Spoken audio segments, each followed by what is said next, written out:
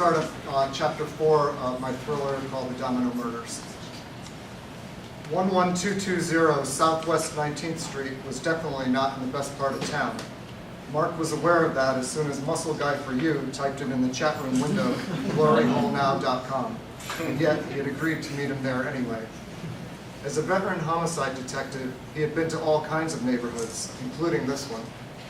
He had investigated everything from high-stake heroin deals gone terribly wrong, to vicious knife stabbings over who had control of the TV remote, to domestic disturbances so wildly explosive they made him truly wonder why so many people hurt the ones they loved. Just like Ryan hurt him, he supposed.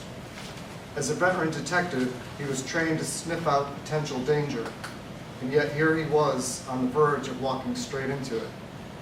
If he was on duty, he would have approached the group of hoodlum teenage boys suspiciously huddled near a dumpster at Paradise Grove, the name of the complex where Muscle Guy for You lived. Paradise Grove, it was actually more like Slumlord Village, and yet he still wasn't turning around. That's how incredibly hot he was for this guy he so far only knew in cyberspace.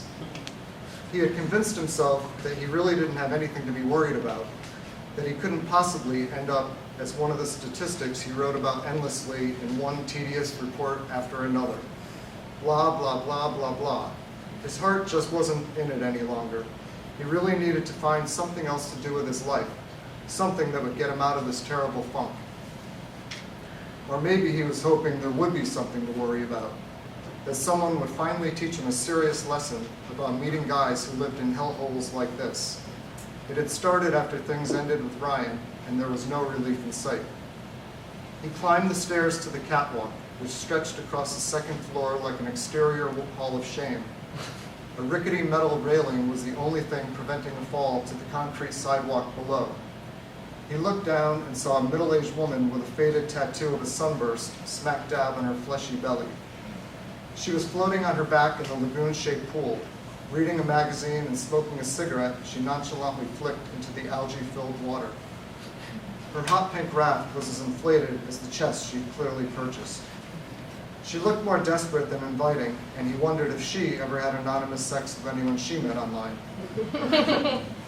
Apartment 208. Maybe Muscle Guy for You lived nicer on the inside than he did on the outside. Not likely.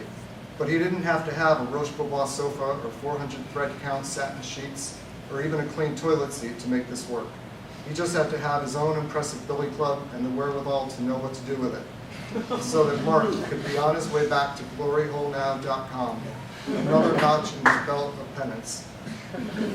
His hand was firm on the trigger guard of his Glock 17. Obviously, a pack of Trojans wasn't the only protection he thought he might need. He turned the knob on the scratch door with its double deadbolts. As Muscle Guy for You promised, it was unlocked. He didn't say a word as he pushed open the door and stepped inside the galley kitchen. Phew, the place stank like dead fish. Or maybe it was just the year-old layer of grease on the electric stove. His role was to catch Muscle Guy in the act and pee on him.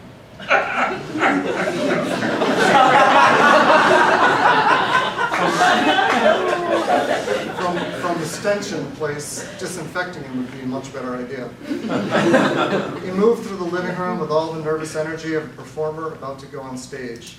The place really was a mess. He thought he saw a rat, which turned out to be just a fuzzy black sock sticking out from under the broken futon. Piles of empty pizza boxes and Chinese takeout containers had become playgrounds for the roaches that scurried to and fro.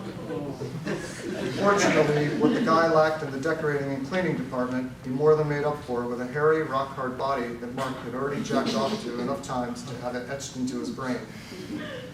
When he approached the doorway of the bedroom, he saw the naked body lying on a stained mattress on the floor.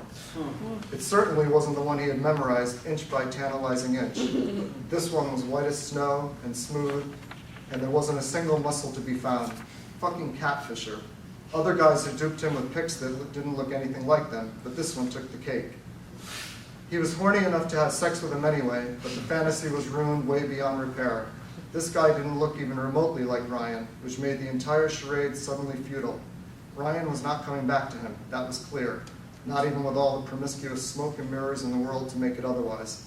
Hey dude, he said, ready for this particular game to be over. False advertising is definitely not cool. Thank you.